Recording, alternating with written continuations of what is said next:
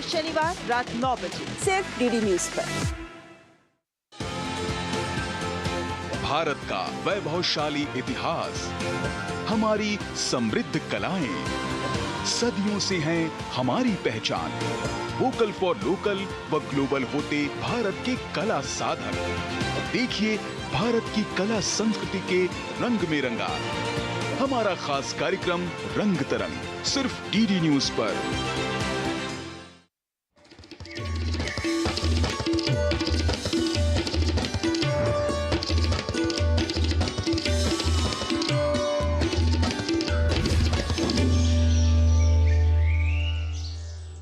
नमस्कार, एक नई सुबह की शुरुआत के साथ हम हाजिर हैं नए तेवर नए कलेवर के साथ नया सवेरा के इस विशेष अंक को लेकर। मैं हूं शहला निगार। तीसरी बार चैंपियंस ट्रॉफी जीतकर भारत ने इतिहास रच दिया है। देश भर में जश्न का माहौल है। तो वहीं संसद के बजट सत्र का दूसरा फेज आज से शुरू हो रहा है। 4 अप्रैल तक चलने वाले इस सेशन में 16 बैठकें होंगी। इस दौरान सरकार वक्फ संशोधन समेत 36 बिल ला सकती है। इन बड़ी खबरों पर विस्तार से होगी हमारी नजर। बात करेंगे संवाददाताओं से भी। अगले 1 घंटे में हम आपको दिखाएंगे देश और दुनिया की ताजा तरीन खबरें, और साथ ही साथ बात होगी फिल्म, साहित्य, संगीत और जीवन के संघर्षों से जुड़ी कहानियों की भी। शुरुआत हेडलाइंस के साथ।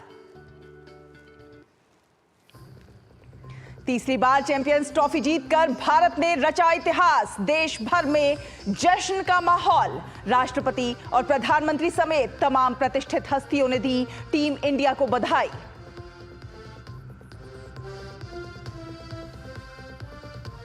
संसद के बजट सत्र का दूसरा हिस्सा आज से 14 संशोधनों के साथ नए सिरे से वक्फ बिल समेत कई अहम विधेयक पेश करेगी सरकार।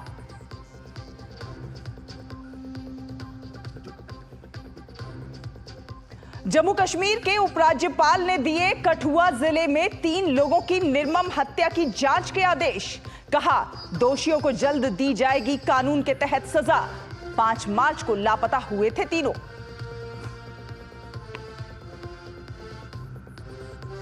भारत और यूरोपीय आयोग के बीच प्रस्तावित मुक्त व्यापार समझौते के लिए ब्रुसेल्स में शुरू होगी 10वें दौर की वार्ता।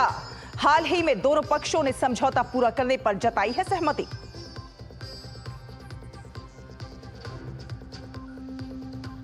कनाडा में लिबरल पार्टी के नेता मार्क कार्नी होंगे अगले प्रधानमंत्री। जस्टिन ट्रूडो की लेंगे जगह। अमेरिका के साथ व्यापार युद्ध से निपटना होगी बड़ी चुनौती।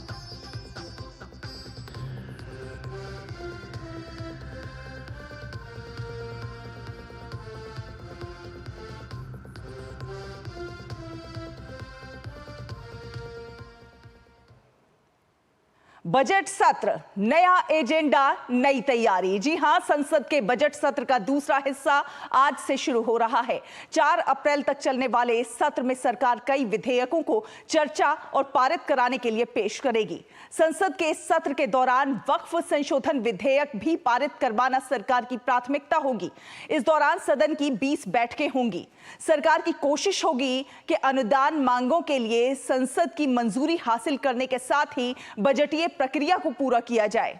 इसके अलावा सरकार का ध्यान मणिपुर के बजट के लिए अनुमोदन प्राप्त करने और वक्फ संशोधन विधेयक को पारित करने पर रहेगा। गृह मंत्री अमित शाह मणिपुर में राष्ट्रपति शासन की घोषणा के लिए संसद की मंजूरी लेने के लिए एक वैधानिक प्रस्ताव पेश कर सकते हैं।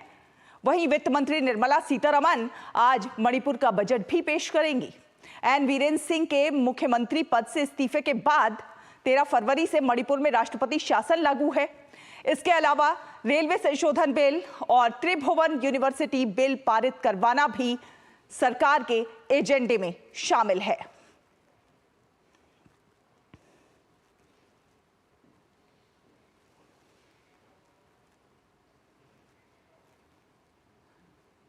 तो बजट सत्र के लिए सरकार का एजेंडा तो तय है, लेकिन विपक्ष ने भी सरकार को घेरने के लिए अपनी रणनीति तैयार की है। दरअसल संसद के बजट सत्र के दूसरे चरण में सरकार और विपक्ष के बीच तीखी नोकझोंक के संकेत पहले से ही मिलते हुए नजर आ रहे हैं। विपक्ष की ओर से दोनों ही सदनों में वक्फ संशोधन विधेयक, मणिपुर के हालात, संसदीय क्षेत्रों में परिसीमन, त्रिभाषा से जुड़े विवाद, अमेरिका की ओर से रेसिप्रोकल टैरिफ और duplicate electoral photo identity card का मसला उठाया जाएगा। पिछले दिनों तृणमूल कांग्रेस ने मतदाता पहचान पत्र से जुड़े मुद्दे पर चुनाव आयोग का ध्यान खींचा है। कांग्रेस नेता ने यह भी कहा है कि कांग्रेस चुनाव प्रक्रिया में अनियमितताओं का मुद्दा उठाती रहेगी। बजट सत्र का पहला चरण 31 जनवरी से 13 फरवरी तक चला था और अब दूसरा चरण 4 अप्रैल तक दोनों सदन में कामकाज होगा।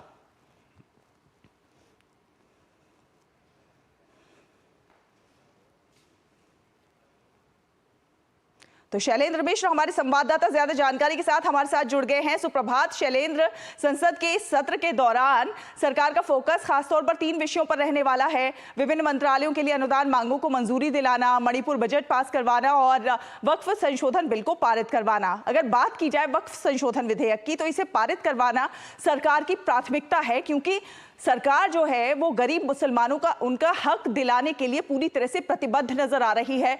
और ये बिल देखा जाए तो मुस्लिम समुदाय की कई एक समस्याओं का समाधान करता हुआ नजर आएगा।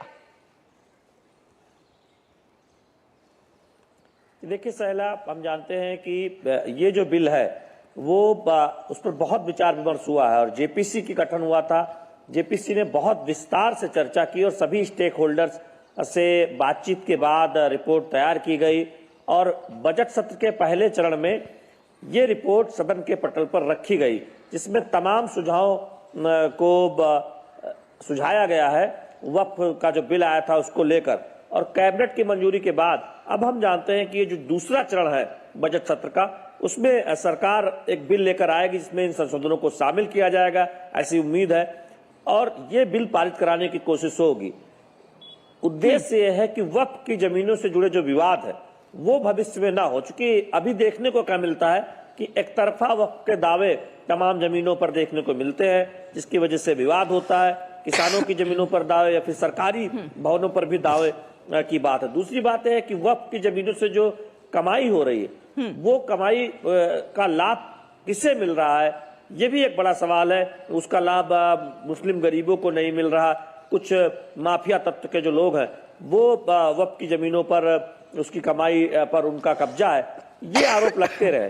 तो निश्चित तौर पर बहुत दिनों से चर्चा हो रही थी और हम जानते हैं कि जब ये बिल आया था संसद में, लोकसभा में, तब ये मांग हुई थी कि जेपीसी को भेजा जाए। जेपीसी को बिल गया, जगदम्बिका पाल की अध्यक्षता में कमेटी बनाई गई। उसके बाद समिति के कार्यकाल बढ़ाने की मांग हुई कि बहुत व्यापक चर्चा की जरूरत है, कुछ और स्टेक होल्डर से बातचीत की जरूरत है। कार्यकाल बढ़ाया गया और फिर पहले चरण में बजट सत्र के इस रिपोर्ट को रखा गया और कैबिनेट में फिर ये भेजा गया। तो कुल मिलाकर व्यापक चर्चा हुई है। हालांकि विपक्ष ने जब रिपोर्ट रखी गई थी तब ये कहा था कि कुछ आपत्तियां जो उन्होंने दर्ज कराई है उसको रिपोर्ट में शामिल नहीं किया गया है। बाद में इस पे स्पष्ट तौर पर उस वक्त सदन के अंदर गृह मंत्री अमित शाह ने कहा कि जो भी उनकी आपत्तियां है उसे शामिल कर लिया जाए। सत्ता पक्ष को कोई आपत्ति नहीं है। जो कमेटी के अध्यक्ष है जेपीसी कमेटी के, उन्होंने भी कहा कि अब जब ये बात सामने आ गई है तो जो भी आपत्तियां हैं वो उन्हें शामिल किया जाएगा। और लोकसभा अध्यक्ष ने भी एक तरह से इस पर जब मुलाकात की विपक्ष के नेताओं ने तब ये आश्वासन दिया। तो हम देख रहे हैं कि जो भी विपक्ष की मांग है वो भी समाहित की गई है, रिपोर्ट में भी उन आपत्तियों को दर्ज किया गया है। और अब जब ये बिल आएगा, संशोधित बिल, उसे सरकार इस सत्र में पारित कराना चाहेगी। निश्चित तौर पर ये एक प्राथमिकता वाला विधेयक है, चूंकि इससे पहले भी अगर आप देखें मोदी सरकार 3 तलाक पर रोक से जुड़ा अहम कानून पारित करा चुकी है। उसके बाद हमने देखा कि मुस्लिम महिलाओं को इस एक शोषण से आजादी मिली। और अब वक्फ की जमीनों के रखरखाव बेहतर हो, पारदर्शी हो, उसका बोर्ड बेहतर हो, उसमें महिलाओं की हिस्सेदारी हो, इनसे सबसे जुड़ा ये बिल, ये पारित कराने की दिशा में सरकार आगे बढ़ रही है। ये बहुत महत्वपूर्ण विधेयक है जिस पर नजर रहेगी बजट सत्र के दूसरे चरण में। बहुत महत्वपूर्ण विधेयक है और क्योंकि वक्फ से जुड़े जो विवाद हैं वो लगातार सामने आ रहे हैं और तमाम ऐसी बातें सामने आ रही हैं जिससे ये नजर आ रहा है कि वक्फ की संपत्तियों से जो आय हो रही है वो गरीब मुसलमानों तक तो पहुंच ही नहीं पा रही है, बल्कि उसका फायदा कुछ और ही लोग उठा रहे हैं। और कई ऐसी जगहों पर भी वक्फ की संपत्तियों पर तमाम संपत्तियों पर अपना अधिकार वक्फ साबित करता है, जो पता चलता है कि वक्फ की संपत्ति भी नहीं है। तो खैर ये एक अलग मुद्दा है। इसके अलावा गृह मंत्री अमित शाह मणिपुर में राष्ट्रपति शासन की घोषणा के लिए संसद की मंजूरी लेने के लिए एक वैधानिक प्रस्ताव भी पेश कर सकते हैं सदन में। वहीं वित्त मंत्री निर्मला सीतारमण आज मणिपुर का बजट भी पेश करेंगी। शैलेंद्र, जी देखिए, मणिपुर में राष्ट्रपति शासन लग चुका है और जब किसी राज्य में राष्ट्रपति शासन होता है तब उसका बजट संसद में पेश किया जाता है और आज अनुदान मांगे और बजट हम देखेंगे कि मणिपुर का वो सदन के पटल पर रखा जा सकता है। लोकसभा में प्रस्तावित है, राज्यसभा में बजट 25-26 का प्रस्तावित है। तो निश्चित तौर पर मणिपुर को लेकर हम जानते हैं कि एन बीरेन सिंह के त्यागपत्र के बाद वहां पर राष्ट्रपति शासन लगा दिया गया था और ये कहा गया था कि जब ये बात थी कि जब बजट सत्र का दूसरा चरण आएगा तब जो अनुदान मांगे हैं 24-25 की और 25-26 का जो बजट है वो सदन के पटल पर रखा जा सकता है। तो आज ये प्रस्तावित है और निश्चित तौर पर वित्त मंत्री निर्मला सीतारमण ये अनुदान मांगे और बजट पेश करेंगी। इसके साथ ही साथ आप देखें कि पहले ही दिन से विधायी कामकाज को लेकर दोनों सदनों में सरकार आगे बढ़ना चाहती है। कई कमेटी की रिपोर्ट चाहे वो लोकसभा हो या राज्यसभा हो सदन के पटल पर रखी जानी है, अहम पत्रावलियां रखी जानी है और साथ ही साथ विधायी कामकाज को लेकर सरकार आगे बढ़ेगी। देखिए, थोड़ा दर्शकों के लिए बताना चाहूंगा पहला जी कि बजट का जी बोलिए। बजट का जो 2 चरण होता है किस लिए होता है? पहले चरण में राष्ट्रपति का अभिभाषण होता है, उस पर चर्चा होती है। प्रधानमंत्री नरेंद्र मोदी ने जवाब दिया था दोनों सदनों में और उसके बाद बजट पर जो 1 तारीख को पेश हुआ था उस पर चर्चा होती है। लेकिन बजट पारित कराने की जो प्रक्रिया है जिसमें विभिन्न जो मंत्रालय हैं उनको अनुदान मांगों को पारित किया जाता है, उसके बाद बजट पारित किया जाता है, तो वो दूसरे चरण में होता है। और जो बीच में जो छुट्टी का समय होता है, जो ब्रेक का समय होता है, उसमें तमाम संसदीय समितियां उनकी बैठकें होती हैं, वो विचार करती है। इसलिए ये एक व्यवस्था बनाई गई है। तो दूसरा चरण सबसे महत्वपूर्ण बजटीय प्रक्रियाओं के लिए है, यानी उससे पारित कराना सरकार की सबसे पहली प्राथमिकता होगी। तो हम देखेंगे कि विभिन्न मंत्रालयों की को लेकर चर्चा होगी दोनों सदनों में और उसके बाद बजट पारित कराया जाएगा। बजट पर चर्चा पहले चरण में होती है, बजटीय प्रक्रिया को आगे बढ़ाने का काम, पारित कराने का काम दूसरे चरण में बजट सत्र में होता है। तो ये एक पूरी प्रक्रिया है। इसके साथ ही साथ चूंकि दूसरे चरण में समय ज्यादा होता है, आप देखें तकरीबन 20-25 दिन मिल जाते हैं कार्य दिवस के हिसाब से एक देखें औसत, तो फिर उसमें कुछ अन्य विधेयक भी लिए जाते हैं। तो इसलिए सबसे ज्यादा चर्चा इस बार वक्त संशोधन बिल को लेकर है और विपक्ष भी इंतजार करता है संसद सत्र का। तो जो मौजूदा मुद्दे हैं जिनको लेकर हम देख रहे हैं कि विपक्ष की ही बात जानना चाहेंगे कि कांग्रेस समेत विपक्षी दल जो हैं इस एकजुट रणनीति के साथ आगे आ रहे हैं घेरने के लिए। तो विपक्ष के वो कौन कौन से मुद्दे हैं जो इस बार इस सदन में वो उठाएंगे और सरकार को घेरने की कोशिश करेंगे? देखिए, विपक्षी दलों की एक रणनीति रहती है कि जब भी संसद का सत्र शुरू हो तब वो सरकार को कुछ मुद्दे पर घेरने की कोशिश करें या उनसे जवाब मांगे। देखिए, मौजूदा जो कुछ मुद्दे पिछले 1 हफ्ते से चर्चा में हैं, उसमें शेयर बाजार में जो उठापटक हो रही है, अर्थव्यवस्था से जुड़े जो मुद्दे हैं, उस पर हो सकता है कि विपक्ष सरकार से कुछ सवाल पूछना चाहे।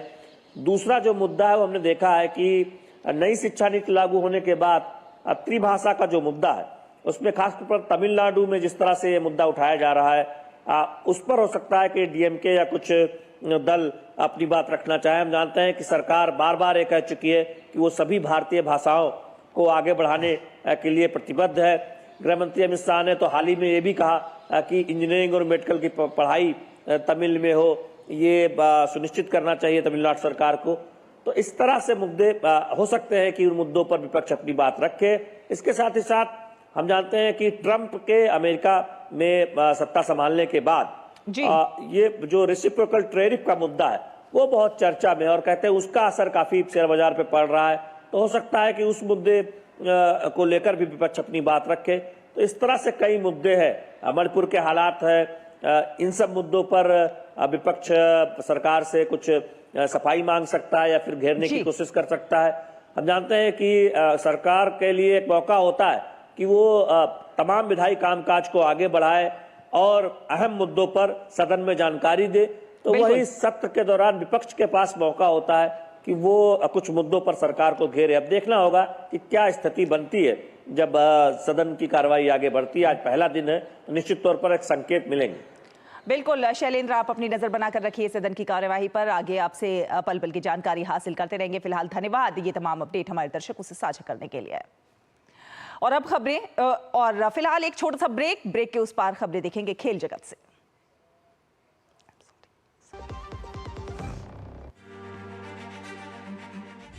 किसानों की फसल कटाई के बाद उन्हें अपनी मेहनत का सही मूल्य मिले, यह हर किसान का अधिकार है। लेकिन अक्सर आर्थिक तंगी के कारण किसानों को अपनी फसल कम दामों पर बेचनी पड़ती है। भारत सरकार खाद्य और सार्वजनिक वितरण विभाग की क्रेडिट गारंटी योजना इस समस्या का समाधान लेकर आई है। अब किसान अपनी फसल को WDRA पंजीकृत गोदामों में इलेक्ट्रॉनिक नेगोशिएबल वेयरहाउस रसीद के माध्यम से तब तक सुरक्षित रख सकते हैं जब तक उन्हें उनकी फसल का उचित दाम न मिल जाए। इस योजना के तहत किसानों को फसल कटाई के बाद बेहद कम ब्याज दर पर कर्ज उपलब्ध कराया जाता है, ताकि वह अपनी वित्तीय जरूरतें पूरी कर सकें और अपनी फसल को सही समय पर बेच सकें। अब किसान बिना किसी अन्य संपत्ति को गिरवी रखे केवल इलेक्ट्रॉनिक नेगोशिएबल वेयरहाउस रसीद के माध्यम से 75 लाख रुपए तक का कर्ज ले सकते हैं। वहीं MSME, FPO और व्यापारियों के लिए यह सीमा 200 लाख रुपए तक है। क्रेडिट गारंटी योजना किसानों को सशक्त बनाकर आत्मनिर्भर बना रही है।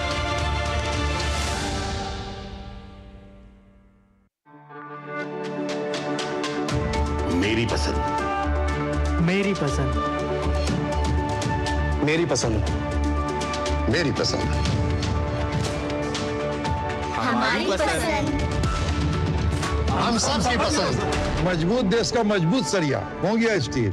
Under the Honorable PM's leadership, an unprecedented push to yoga has been given. Today, yoga is playing a significant role in enhancing health and wellness across the world. PM Yoga Awards are given in recognition to outstanding contributions by individuals and organizations to the field of yoga. These awards carry a trophy, certificate and a prize of 25 lakh rupees. Hurry! Send your entries through MyGov platform before 31st March. Visit Ministry of Ayush website or MyGov platform for more details.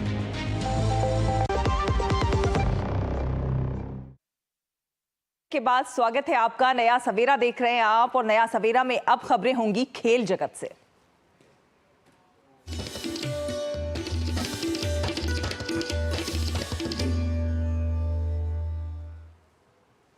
Bharat cricket का champion. जी हां, भारत ने तीसरी बार champions trophy का खिताब अपने नाम कर लिया है। भारत ने फाइनल में न्यूजीलैंड की टीम को 4 विकेट से हरा दिया और इस मुकाबले में मैन ऑफ द मैच रहे भारतीय कप्तान रोहित शर्मा।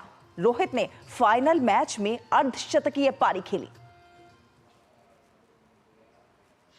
दुबई में रोहित तूफान, झूम उठा हिंदुस्तान, उड़ा न्यूजीलैंड के चैंपियन बनने का अरमान। चैंपियंस की चैंपियन बनी टीम इंडिया। भारत ने तीसरी बार चैंपियंस ट्रॉफी के खिताब पर जमाया कब्जा और 7वीं बार टीम इंडिया ने आईसीसी टूर्नामेंट के खिताब को अपना बना लिया। न्यूजीलैंड के टॉस जीतकर बल्लेबाजी के फैसले को उनके ओपनर्स ने दिशा देने का काम जरूर किया, लेकिन टीम का स्कोर जब 57 रन पहुंचा तब विल यंग को 15 पर वरुण चक्रवर्ती ने आउट किया। न्यूजीलैंड की बल्लेबाजी पर ग्रहण लगाने का काम भारतीय स्पिनर्स ने बखूबी किया। 108 के स्कोर पर न्यूजीलैंड के 4 बल्लेबाज पवेलियन लौट गए। कीवी टीम की ओर से डैरल मिशेल ने 63 और माइकल ब्रिस्वेल ने नाबाद 53 रन की पारी खेली। इन दोनों के बल पर न्यूजीलैंड 50 ओवर में 7 विकेट पर 251 रन का स्कोर खड़ा कर पाने में कामयाब हुआ। न्यूजीलैंड से मिले 252 रन के लक्ष्य को रोहित शर्मा और शुभमन गिल की जोड़ी ने बौना साबित कर दिया। इन दोनों ने कीवी गेंदबाजों की जमकर धुनाई की। रोहित शर्मा पहली बार इस ट्रॉफी में पूरे रंग में दिखे और उन्होंने अर्धशतक लगाया। वहीं दूसरी तरफ शुभमन गिल ने भी उनका बखूबी साथ दिया। इन दोनों के लिए पहले विकेट के लिए 105 रन की शानदार साझेदारी सामने आई, जो शुभमन के 31 रन पर आउट होने के साथ समाप्त हो गई। विराट कोहली इस बार चूक गए और माइकल ब्रिस्वेल ने उन्हें 1 पर चलता किया। इसके कुछ देर बाद ही रोहित शर्मा का विकेट भी सामने आ गया, जो 76 पर स्टंप आउट हुए। इसके बाद पारी को संभालने का काम किया श्रेयस अय्यर और अक्षर पटेल ने, जिनके बीच चौथे विकेट के लिए 61 रन की साझेदारी हुई। अय्यर 48 रन पर पवेलियन लौट गए और यहां से जीत को आगे बढ़ाने का काम केएल राहुल, हार्दिक पांड्या और रवींद्र जडेजा ने किया, जिन्होंने टीम इंडिया को तीसरी बार चैंपियंस ट्रॉफी का चैंपियन बना दिया। Sports desk, DD news. भारतीय टीम की खिताबी जीत से पूरे देश में जश्न का माहौल है। आईसीसी टूर्नामेंट में ये भारत की लगातार दूसरी खिताबी जीत है। इससे पहले 2024 में टीम इंडिया ने साउथ अफ्रीका को हराकर T20 विश्व कप का खिताब अपने नाम किया था। भारत की जीत के बाद देश भर में क्रिकेट फैंस जश्न में डूब गए। लखनऊ, दिल्ली, चेन्नई, कोलकाता, मुंबई समेत तमाम शहरों में लोग ढोल नगाड़ों के साथ सड़कों पर उतरे हुए दिखाई दिए। क्रिकेट फैंस ने आतिशबाजी करके टीम इंडिया की जीत का जश्न मनाया। भारत ने तीसरी बार आईसीसी चैंपियंस ट्रॉफी का खिताब जीता है। इससे पहले सौरव गांगुली की अगुवाई वाली भारतीय टीम 2002 में श्रीलंका के साथ संयुक्त रूप से विजेता बनी थी। तो वहीं महेंद्र सिंह धोनी की अगुवाई में टीम इंडिया ने 2013 में फाइनल में मेजबान इंग्लैंड को हराकर ट्रॉफी अपने नाम की थी।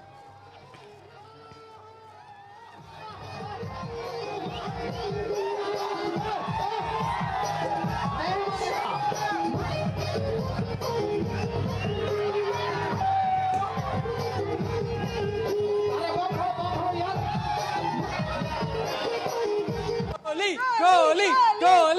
Congratulations to all your audience and congratulations to all Indians watching. We won the Champions Trophy! My belief for middle order batsmen has become extremely increased, and we are going to win. We won the match. I'm so happy. Hip hip hooray! India is the best team in the world right now, and there is no way that India won't win. Like, this is happening. India is going to win.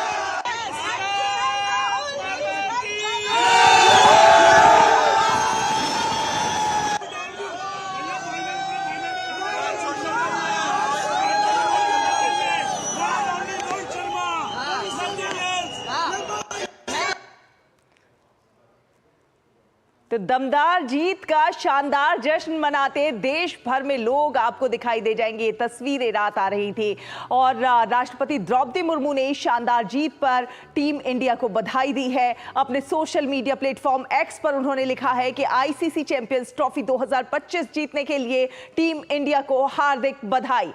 Bharat 3 bar trophy जीतने वाली एकमात्र team बन गई है। Cricket इतिहास रचने के लिए खिलाड़ी, प्रबंधन और सहयोगी स्टाफ सबसे ज्यादा प्रशंसा के पात्र हैं। मैं भारतीय क्रिकेट के उज्जवल भविष्य की कामना करती हूं।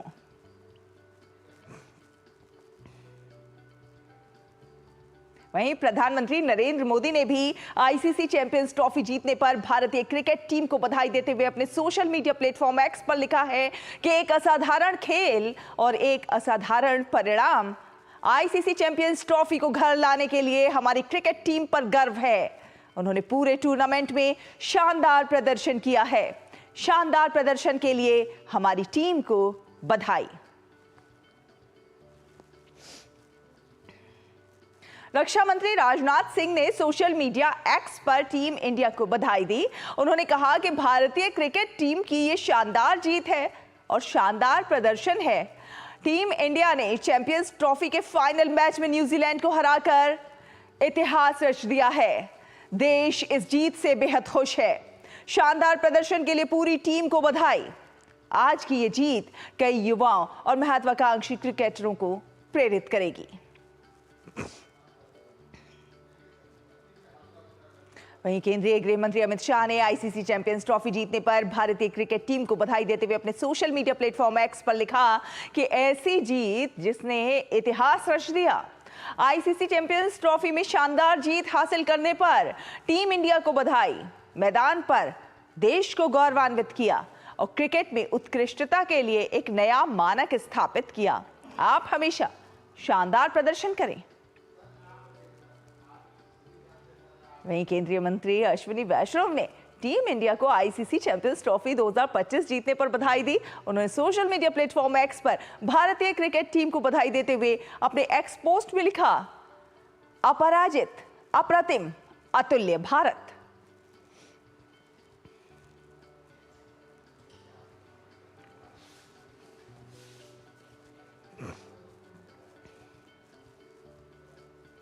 और नया सवेरा में अब खबरों में बढ़ेंगे आगे। आपको बता दें कि राष्ट्रपति द्रौपदी मुर्मू आज से हरियाणा और पंजाब के 3 दिवसीय दौरे पर रहेंगी। अपने दौरे के पहले दिन राष्ट्रपति आज हिसार में गुरु जंभेश्वर विज्ञान और प्रौद्योगिकी विश्वविद्यालय के दीक्षांत समारोह में भाग लेंगे। इसके बाद वो ब्रह्म कुमारियों के स्वर्ण जयंती समारोह के अवसर पर राज्य स्तरीय अभियान समग्र कल्याण के लिए आध्यात्मिक शिक्षा का शुभारंभ करेंगी। राष्ट्रपति कल बठिंडा में पंजाब केंद्रीय विश्वविद्यालय और एम्स के दीक्षांत समारोह में भाग लेंगी। शाम को वो मोहाली में पंजाब सरकार द्वारा आयोजित नागरिक अभिनंदन समारोह में शामिल होंगे। बुधवार को राष्ट्रपति चंडीगढ़ में पंजाब विश्वविद्यालय के दीक्षांत समारोह में शामिल होंगी। भाजपा आईटी सेल प्रमुख अमित मालवीय ने पश्चिम बंगाल में हिंदू विरोधी घटनाओं को लेकर मुख्यमंत्री ममता बनर्जी और तृणमूल कांग्रेस पर सरकार पर हमला बोला है। उन्होंने सोशल मीडिया प्लेटफॉर्म एक्स पर पोस्ट करते हुए कहा है कि पश्चिम बंगाल तेजी से दूसरा बांग्लादेश बनता जा रहा है। अमित मालवीय ने बरुईपुर के शीतला मंदिर में हुई तोड़फोड़ का जिक्र करते हुए दावा किया है कि जब इस मामले की शिकायत दर्ज कराई गई तो एक टीएमसी विधायक ने मंदिर के मालिक को ही गिरफ्तार करने का सुझाव दिया, सिर्फ इसलिए क्योंकि वो भाजपा का समर्थक था। भाजपा नेता ने सवाल उठाया कि मुख्यमंत्री ममता बनर्जी आखिर हिंदुओं के खिलाफ हो रहे अत्याचारों पर कब ध्यान देंगी। उन्होंने आरोप लगाया कि राज्य सरकार तुष्टीकरण की राजनीति कर रही है और हिंदू समाज के धार्मिक स्थलों और आस्थाओं को लगातार निशाना बनाया जा रहा है। सोशल मीडिया पर मालवीय के इस बयान के बाद टीएमसी और भाजपा समर्थकों के बीच तीखी बहस छिड़ गई है। अगली खबर, जम्मू कश्मीर के उपराज्यपाल मनोज सिन्हा ने कठुआ जिले में 3 नागरिकों की हत्या की गहन और पारदर्शी जांच के आदेश दिए हैं। वरुण सिंह, उनके चाचा योगेश सिंह और मामा दर्शन सिंह के शव शनिवार को कठुआ जिले के सुदूर मल्हार इलाके के इशू नाले से बरामद किए गए थे। तीनों 5 मार्च को लापता हो गए थे। सोशल मीडिया प्लेटफॉर्म एक्स पर उपराज्यपाल ने कहा कि वो तीनों की नृशंस हत्या से स्तब्ध और दुखी हैं। उन्होंने लिखा कि दुख की इस घड़ी में मैं उनके परिजनों और मित्रों के प्रति अपनी गहरी संवेदना व्यक्त करता हूं। इसी बीच तीनों लोगों के शवों की जांच के लिए पुलिस टीम गठित कर दी गई है। जम्मू कठुआ सांबा रेंज के पुलिस उप महानिरीक्षक शिव कुमार ने बताया है कि मामले के सभी पहलुओं की जांच की जाएगी और जांच के नतीजे जल्द ही सार्वजनिक किए जाएंगे।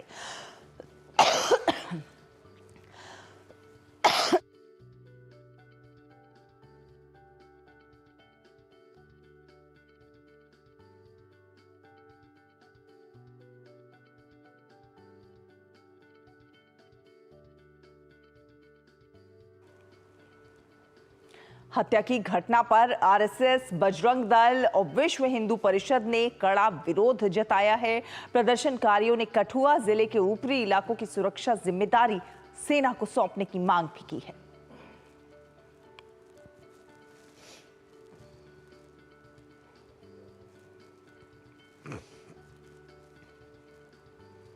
वहीं केंद्रीय गृह सचिव गोविंद मोहन ने कल जम्मू में सुरक्षा स्थिति की समीक्षा से जुड़ी उच्च स्तरीय बैठकों की अध्यक्षता की। सूत्रों के अनुसार बैठक में जम्मू कश्मीर में शांति सुनिश्चित करने और आतंकी खतरे को समाप्त करने के लिए गर्मी के महीनों से पहले आतंकवाद रोधी अभियानों को तेज करने पर जोर दिया गया। सूत्रों ने बताया कि दोनों बैठकों में सेना, सीमा सुरक्षा बल, पुलिस, राष्ट्रीय जांच एजेंसी, अर्धसैनिक बलों और खुफिया एजेंसियों के वरिष्ठ अधिकारियों ने भाग लिया। ये बैठकें कठुआ जिले के ऊंचाई वाले इलाकों से सुरक्षा बलों द्वारा 3 लापता व्यक्तियों के शव बरामद किए जाने के एक दिन बाद हुई। उन्होंने बताया कि बैठकों में कश्मीर रेलवे लाइन की सुरक्षा व्यवस्था पर भी चर्चा की गई, जिसका उद्घाटन प्रधानमंत्री नरेंद्र मोदी द्वारा शीघ्र ही किया जा सकता है। इसके अलावा 38 दिवसीय वार्षिक अमरनाथ तीर्थ यात्रा पर भी चर्चा हुई, जो 3 जुलाई से शुरू होने वाली है।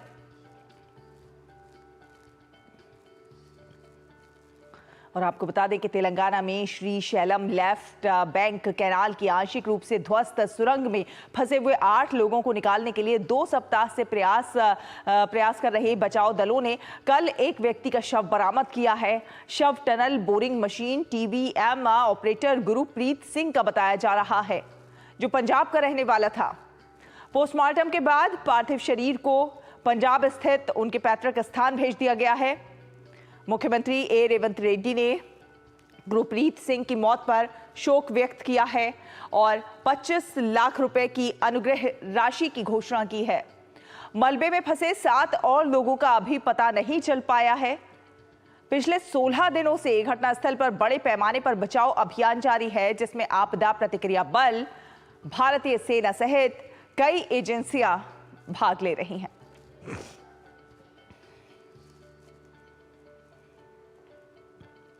झारखंड के बोकारो में बर्ड फ्लू H5N1 के मामलों की पुष्टि होने के बाद जिला प्रशासन ने कुक्कुट उत्पादों और अंडों की खरीद बिक्री पर 10 किलोमीटर के दायरे में रोक लगा दी है। भोपाल स्थित NIHSAD में बोकारो के राजकीय कुक्कुट प्रक्षेत्र के मुर्गियों के नमूने में bird flu H5N1 avian influenza की पुष्टि हुई है।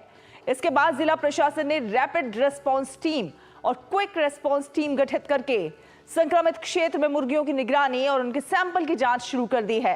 बर्ड फ्लू को लेकर जिला प्रशासन और पशुपालन विभाग अलर्ट मोड पर है। जिला पशुपालन पदाधिकारी ने जिले के मुर्गी पालकों से अपील की है कि अगर अचानक उनके यहाँ मुर्गियों कुक्कुट की अचानक मौत होती है तो वो अविलंब इसकी सूचना जिला एवं प्रखंड स्तरीय RR टीम एवं QR टीम को सूचित करें।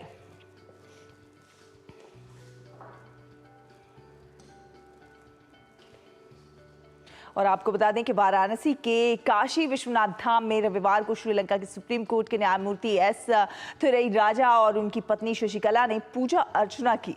न्यायमूर्ति S थुरैराजा रंगभरी एकादशी उत्सव के सांस्कृतिक संध्या कार्यक्रम में शामिल हुए।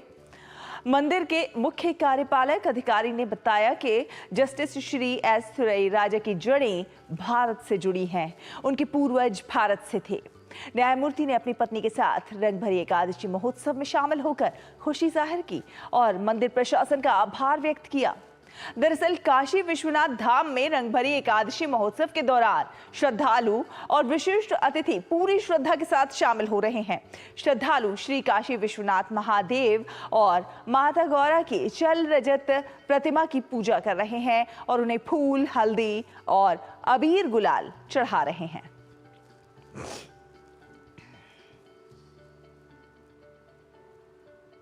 भारत किर्गिस्तान संयुक्त विशेष बल अभ्यास का 12वां संस्करण खंजर 12 आज किर्गिस्तान में शुरू होगा। 14 दिनों तक ये संयुक्त अभ्यास 23 मार्च तक चलेगा।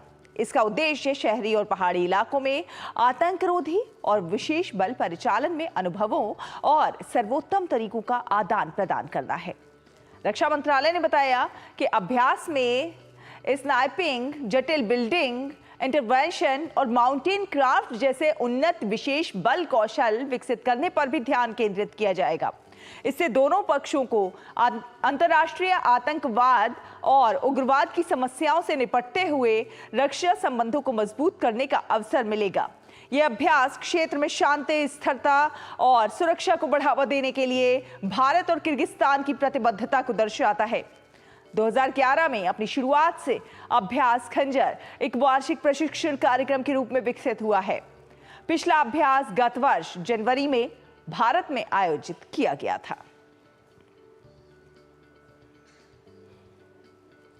रुकेंगे एक छोटे से ब्रेक के लिए, लेकिन ब्रेक के बाद वापस आएंगे तो बारी होगी अखबारों की सुर्खियों की। एक ऐसा तबका जो रिटायरमेंट के बारे में आज भी बिल्कुल नहीं सोचता, वो है औरतें। औरतें कमा के भी वल्नरेबल हैं। सो एनपीएस एक इक्वालिटी ला रहा है, हम सब एक बराबर प्लेटफॉर्म पे हैं। अपने बेहतर कल को सुनिश्चित करने के लिए एनपीएस जरूरी है। जब धरती चीर कर निकलता है लोहे का पत्थर और मिलता है मोंगिया के जोश से, फिर तपता है, पिघलता है और बनता है फौलाद। अब होता है सरिया सारी खूबियों के साथ। मोंगिया स्टील, मजबूत देश का मजबूत सरिया। मुथूट फाइनेंस गोल्ड लोन सुनहरी सोच प्रोग्राम में आप सबका बहुत बहुत स्वागत है। वणकम मिसेस अय्यर, सौकी माँ। Thanks for talking sir. मेरा सोना मेरी बेटी को क्रिकेटर बना रहा है। Super super. कुमार साहब आप बताइए क्या हाल चाल है? अरे बहुत ही बढ़िया सर, मेरा सोना मेरे ट्रांसपोर्ट बिजनेस में रफ्तार ला रहा है। अरे वाह क्या बात। तो अपने सोने को काम पे लगाइए, आज ही कॉल कीजिए 1-800-313-1212 पर। ब्रेक के बाद स्वागत है आपका। आप देख रहे हैं नया सवेरा, और नया सवेरा में अब बात होगी अखबारों की सुर्खियों की।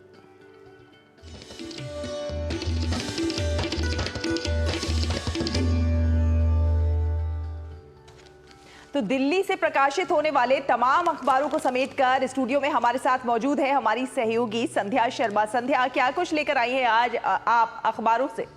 जी शैला, अखबारों की सुर्खियों की पहले शुरुआत करते हैं सैल्यूट टीम इंडिया के साथ। जी हां, जिस तरह से वर्ल्ड चैंपियन बना है भारत टीम, उसको लेकर के आज सभी अखबारों ने आज पहले पेज पर खबर प्रकाशित की है, जहां राष्ट्रपति, उपराष्ट्रपति, प्रधानमंत्री की तरफ से बधाई संदेश दिए गए। गृह मंत्री अमित शाह ने भी बधाई संदेश दिया है, तो उसे भी आज प्रकाशित किया गया है। अगली खबर की बात करें अगर, तो आज से संसद के बजट सत्र का दूसरा चरण शुरू होने वाला है। उसको लेकर के सभी अखबारों ने इस खबर को लिया है। जनसत्ता अखबार ने पहले पेज पर लिखा है कि सरकार को अमेरिकी शुल्क पर घेरेगा विपक्ष, परिसीमन, मणिपुर व मतदान पहचान पत्र संख्या पर भी टकराव के आसार हैं। और किस तरह से रहने वाला है आज से बजट सत्र का जो ये दूसरा भाग है शुरू होने वाला है, वो कैसा रहेगा, क्या क्या बिल रखे जाएंगे, उसे भी आज अखबारों में इस खबर के साथ लिया गया है। एक और खबर की बात करते हैं, क्योंकि आगामी समय जो है वो होली के त्यौहार से जुड़ा हुआ है, तो विशेष ट्रेनों की किस तरह से व्यवस्था की जा रही है, उससे जुड़ी हुई खबर आज राष्ट्रीय सहारा अखबार ने प्रकाशित की है और बताया कि महाकुंभ के लिए बड़ी संख्या में जिस तरह से ट्रेनें चलाई गई थी रेलवे की तरफ से, उस तरह से अब होली पर तत्काल चलेंगी विशेष ट्रेनें और दिल्ली और मुंबई सहित सभी भीड़भाड़ वाले स्टेशनों पर स्पेशल ट्रेनें चलाई जाएंगी, तो इसे भी आज प्रकाशित किया गया है। एक और खबर की बात करते हैं, जिसे हिंदुस्तान अखबार ने अपना देश पेज पर लिया है और लिखा है कि देश भर में रिवर क्रूज पर्यटन को बढ़ावा देने की तैयारी की जा रही है। एजेंसी के हवाले से एक खबर है जिसमें बताया गया है कि देश में कश्मीर से केरल और असम से गुजरात तक क्रूज पर्यटन को बढ़ावा देने की तैयारी की जा रही है। भारतीय अंतर्देशीय जलमार्ग प्राधिकरण ने जम्मू कश्मीर में 3 राष्ट्रीय जलमार्गों पर रिवर क्रूज पर्यटन पर निवेश करने की भी बात कही है, जो निवेश करेगा और कौन कौन से जलमार्ग होंगे, जिन पर कौन कौन सी योजनाएं होंगी, जिसमें चिनाब, झेलम, रावी नदी शामिल हैं।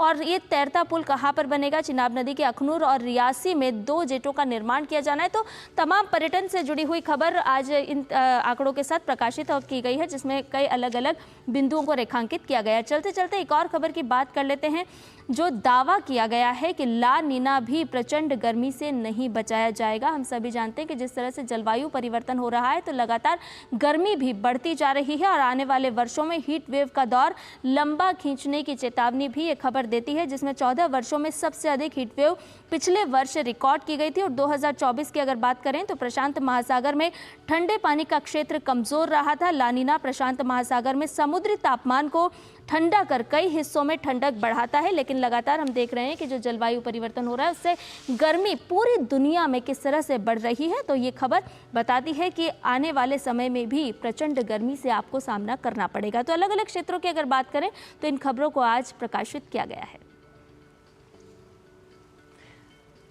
बहुत बहुत धन्यवाद संध्या, ये तमाम खबरें समेटकर हमारे दर्शकों तक पहुंचाने के लिए। और अब देखते हैं दुनिया भर की कुछ खास खबरें।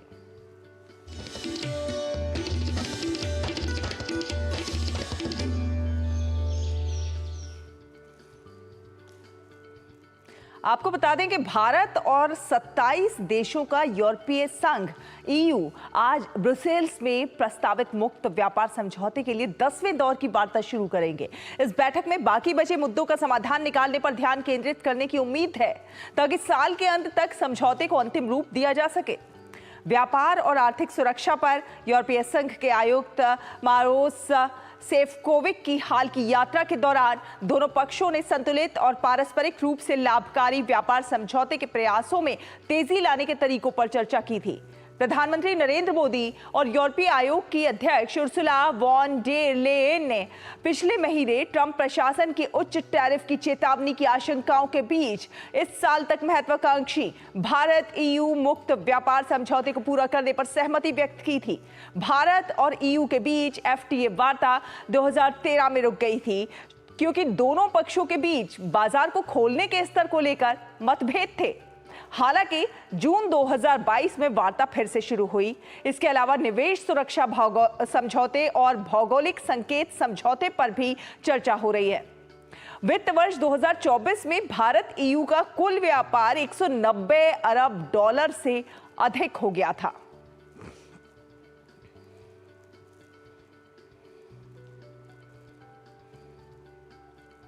और अब देखते हैं कुछ और अंतर्राष्ट्रीय खबरें। पूर्व central banker mark Carney Canada के अगले प्रधानमंत्री होंगे। 59 साल के कार्नी प्रधानमंत्री जस्टिन ट्रूडो की जगह लेंगे। कार्नी ने कहा कि कनाडा को बुरे दिनों का सामना करना पड़ रहा है जिन्हें एक ऐसे देश ने थोपा है जिस पर अब वे भरोसा नहीं कर सकते। उन्होंने अमेरिकी वस्तुओं पर तब तक प्रतिशोधात्मक टैरिफ बनाए रखने का वचन दिया जब तक कि अमेरिकी सम्मान नहीं दिखाते। अमेरिकी सीक्रेट सर्विस ने रविवार तड़के व्हाइट हाउस के पास एक बंदूकधारी को गोली मार दी। ये व्यक्ति पहले से पुलिस के रडार पर था और उसे आत्मघाती प्रवृत्ति का बताया गया था। व्हाइट हाउस के आसपास की सुरक्षा और कड़ी कर दी गई है। बलूचिस्तान प्रांत में ग्वारगो पंजगुर के काटागिरी इलाके में रविवार को संदिग्ध आतंकवादियों ने सिंध प्रांत से संबंध रखने वाले 3 नाइयों की गोली मारकर हत्या कर दी। अभी तक किसी भी समूह ने घटना की जिम्मेदारी नहीं ली है। यूक्रेन के राष्ट्रपति वोलोदिमीर ज़ेलेंस्की आज सऊदी अरब के दौरे पर पहुंचेंगे। वहां वो क्राउन प्रिंस मोहम्मद बिन सलमान से वार्ता करेंगे। यह वार्ता यूक्रेन और अमेरिकी अधिकारियों के बीच होने वाली बेहद अहम बैठक से पहले हो रही है। ईरान ने कहा है कि वो अमेरिका के साथ बातचीत करने पर विचार करेगा बशर्ते कि चर्चा उसके परमाणु कार्यक्रम के सैन्यीकरण मामले तक सीमित रहे। संयुक्त राष्ट्र मानवाधिकार उच्चायुक्त वोल्कर तुर्क ने सीरिया में नागरिकों की हत्याओं की कड़ी निंदा की है और इसकी पूरी जांच करने और जिम्मेदार लोगों पर मुकदमा चलाने का आह्वान किया है। वोल्कर तुर्क ने राष्ट्रीय स्तर पर एक व्यापक और विश्वसनीय न्याय प्रक्रिया की स्थापना का भी आग्रह किया। इजराइल ने गाजा में बिजली आपूर्ति बंद कर दी है। इसका पूरा असर अभी साफ नहीं है, लेकिन इस क्षेत्र के वाटर ट्रीटमेंट प्लांटों को पीने के पानी के उत्पादन के लिए बिजली मिलती है। गाजा को युद्ध ने बुरी तरह से तबाह कर दिया है और अब बिजली आपूर्ति के लिए जनरेटर और सोलर पैनल का इस्तेमाल किया जा रहा है। अर्जेंटीना में बया ब्लैंका शहर में तेज बारिश के कारण आई बाढ़ से 16 लोगों की मौत हो गई है। बाढ़ से लगभग 1450 से अधिक लोगों को सुरक्षित निकाल लिया गया है। अचानक आई बाढ़ से हुए जान माल की क्षति के बाद अर्जेंटीना के राष्ट्रपति जेवियर मिलेई ने 3 दिन के राष्ट्रीय शोक की घोषणा की है।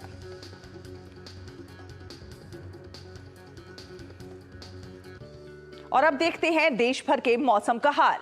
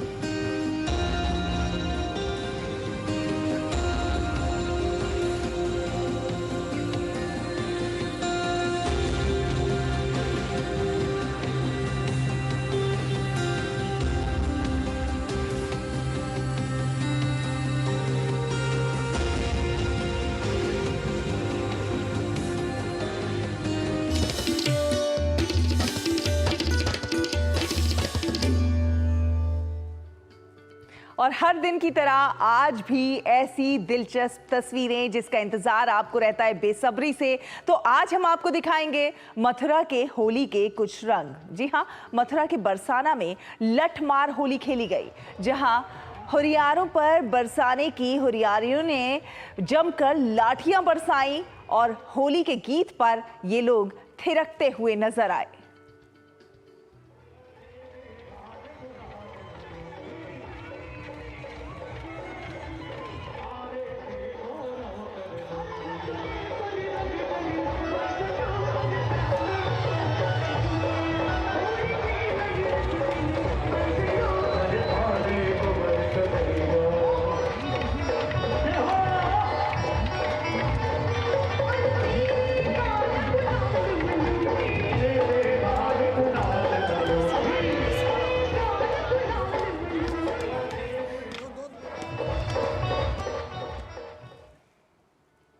तो लठमार होली का ये खूबसूरत दृश्य। और अब बात करते हैं साइंस स्पार्क की। जी हाँ, पूरी दुनिया में खतरनाक एस्टेरॉयड को लेकर हमेशा से ही चिंता रही है और इसी पर है हमारा आज का स्पेशल साइंस स्पार्क।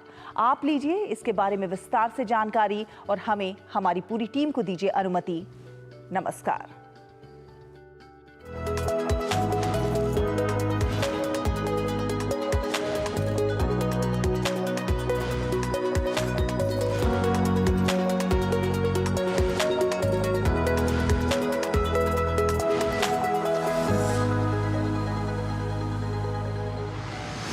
नमस्कार। पूरी दुनिया में खतरनाक एस्टेरॉयड को लेकर हमेशा से ही चिंता रही। रिसेंटली जिस एस्टेरॉयड ने वर्ल्ड के तमाम साइंटिस्ट को टेंशन में डाल दिया था, उस एस्टेरॉयड का नाम है 2024 YR4। अभी तक वैज्ञानिकों को आशंका थी कि ये पृथ्वी से टकरा सकता है, इसकी टक्कर हो सकती है पृथ्वी से, लेकिन अब एक नई जानकारी सामने आई है।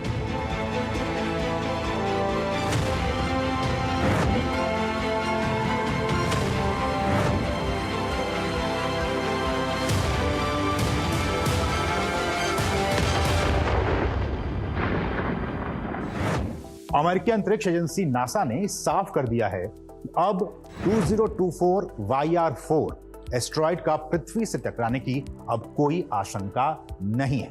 नासा ने कहा है कि एस्टेरॉयड 2024 YR4 से पृथ्वी अब बिल्कुल सेफ है। नासा के centre for near earth object studies के डायरेक्टर पॉल चोडास ने कहा है कि यही वो रिजल्ट है जिसकी हमें शुरुआत से उम्मीद थी। हालांकि हम 100% इंश्योर्ड नहीं थे कि ऐसा ही होगा। नासा ने यह भी बताया कि यह एस्टेरॉयड बहुत ही खतरनाक था। अगर इसकी पृथ्वी से टक्कर होती तो एक जबरदस्त धमाका होता। इसमें 8 मेगाटन TNT के बराबर का विस्फोट होता।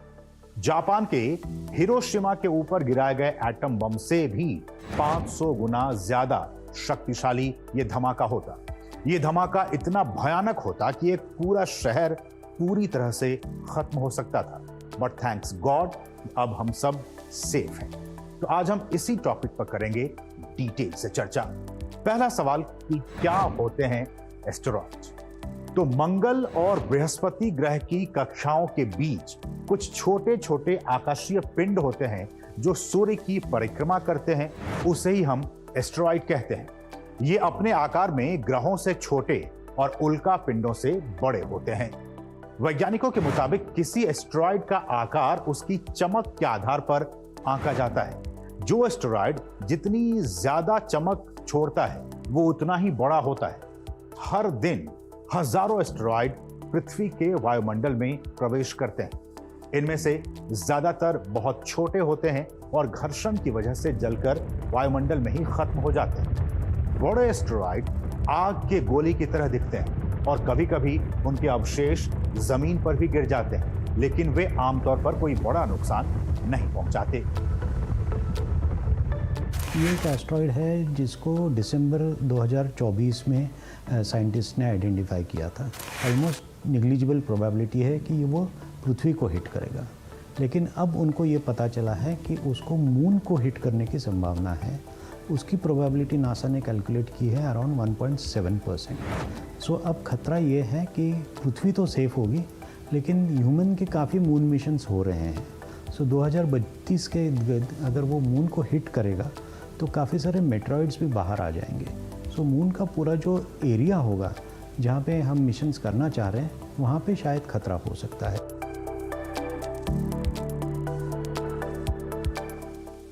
अब दूसरा सवाल कि 2024 YR4 एस्ट्रॉयड कब पहुंचेगा धरती के करीब।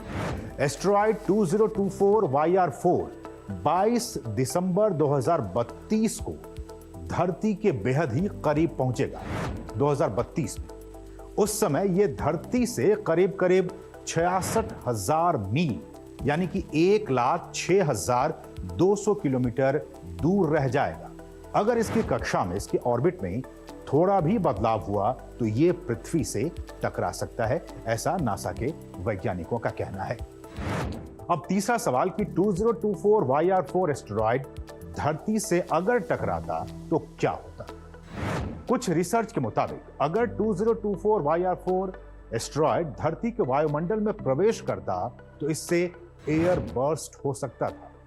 इसका मतलब यह हुआ कि यह एस्टेरॉयड बीच हवा में फट सकता था, जिससे करीब 8 मेगाटन TNT के बराबर ऊर्जा निकलती, एनर्जी निकलती। इस ऊर्जा को आप इस तरह से समझ सकते हैं कि जितनी ऊर्जा हिरोशिमा पर गिराए गए परमाणु बम से निकली, उससे 500 गुना ज्यादा इस एस्टेरॉयड के एयर बर्स्ट से रिलीज होती है। और अगर यह धरती से टकराता तो इससे 500 मीटर से लेकर, जी हां, 500 मीटर से लेकर 2000 मीटर चौड़ा गड्ढा यानी कि क्रेटर बन सकता था। हालांकि बड़े एस्टेरॉयड जो वैश्विक तबाही मचा सकते हैं, वे लाखों वर्षों में बहुत कम बार ही पृथ्वी से टकराते हैं। हम इतने लकी हैं, हम कह सकते हैं कि हमारा जो प्लैनेट है वो इतना लकी है। अब चौथा सवाल आपके मन में यह आ रहा होगा कि क्या वैज्ञानिक इस एस्टेरॉयड को ट्रैक कर रहे हैं इस वक्त? तो इसका जवाब हाँ है। इस एस्टेरॉयड को ट्रैक करने के लिए दुनिया की कई स्पेस एजेंसीज मिलकर काम कर रही हैं। अमेरिकी अंतरिक्ष एजेंसी नासा, चीन की नेशनल स्पेस एडमिनिस्ट्रेशन, रूस की agency Roscosmos, European space agency इस मुद्दे पर मिलकर तमाम एजेंसीज काम कर रही हैं। इसके अलावा इंटरनेशनल एस्टेरॉयड वार्निंग नेटवर्क के खगोल वैज्ञानिक भी लगातार इस एस्टेरॉयड पर निगाह बनाए हुए हैं और इसके रास्ते का सटीक अनुमान लगाने और इसके खतरों का अनुमान लगाने में जुटे हुए, क्योंकि अगर ये टकरा गया तो इसका बहुत बड़ा खामियाजा इस पृथ्वी को, हम सभी को भुगतना पड़ सकता है। अब पांचवा इंपॉर्टेंट सवाल कि क्या इस एस्टेरॉयड को अंतरिक्ष में ही नष्ट किया जा सकता है। तो कुछ जानकारों के मुताबिक नासा और अन्य अंतरिक्ष एजेंसियां विस्फोटकों से भरे रॉकेट भेजने पर भी विचार कर सकते हैं, जो एस्टेरॉयड पर पहुंचकर विस्फोट करे वहां जाकर और उसका रास्ता भटका दे, डेविएट कर दे या फिर उसे पूरी तरह से वहीं नष्ट कर दे।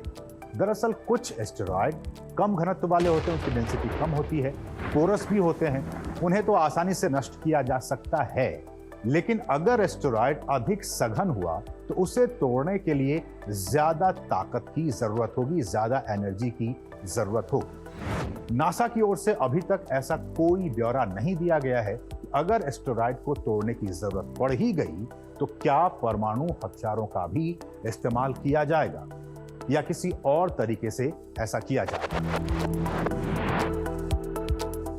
ये लकीली पृथ्वी को तो हिट कर नहीं रहा है। 2021-22 में नासा ने एक मिशन किया था, डार्ट मिशन। वो मिशन के जरिए आप ये कर सकते हैं कि आपका जो सैटेलाइट हो सकता है या उसको हम एक स्वयंचलित रोबोटिक वाहन कह सकते हैं, जो जाके एस्टेरॉयड के ऊपर हिट करेगा। वो ऐसी जगह पे हिट करेगा कि एस्टेरॉयड का जो बेसिकली ऑर्बिट है वो चेंज हो जाएगा। सो वो जब एक्सपेरिमेंट नासा ने किया था तब उन्हें पता चला था कि एस्टेरॉयड का ऑर्बिट चेंज होने की संभावना है और वैसा हम कर सकते हैं। अगर वैसा करना है तो नासा को आज ही से तैयारी करनी पड़ेगी कि वहाँ जाके वो ऑर्बिट एस्टेरॉयड को हिट करे और इसका ऑर्बिट ऐसे बदले कि ना वो मून को भी हिट करेगा ना अर्थ को हिट करेगा।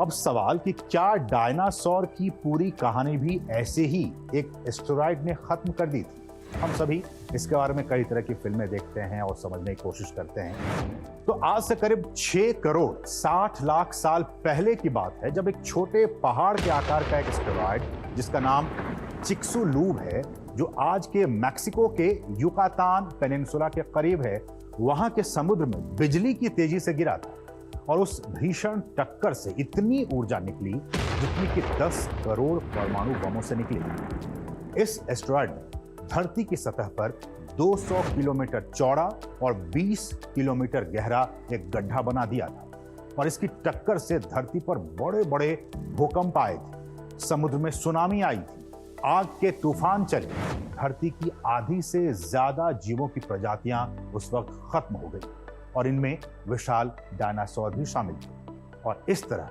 डायनासोर की पूरी कहानी इसी एक एस्टेरॉयड ने बिल्कुल खत्म कर दी। तो इस एस्टेरॉयड से हमारी पृथ्वी तो फिलहाल सेफ है, लेकिन अब खतरा चांद के लिए पैदा हो गया है, क्योंकि नासा के वैज्ञानिकों का मानना है कि ये एस्टेरॉयड अब सीधा चांद की ओर बढ़ता जा रहा है। नासा ने कहा है कि 1.7% चांसेस हैं कि ये एस्टेरॉयड चांद से टकराएगा, लेकिन राहत की बात यह है कि इस एस्टेरॉयड के चांद से भी टकराने के चांसेस अब धीरे धीरे कम होते जा रहे हैं। तो साइंस स्पार्क के आज के एपिसोड में आपने जाना 2024 YR4 एस्टेरॉयड के बारे में। अगले एपिसोड में फिर किसी और स्पार्किंग टॉपिक के साथ एक बार फिर से आपके सामने होंगे हाजिर। तब तक के लिए मुझे और हमारी पूरी टीम को दीजिए अनुमति। नमस्कार।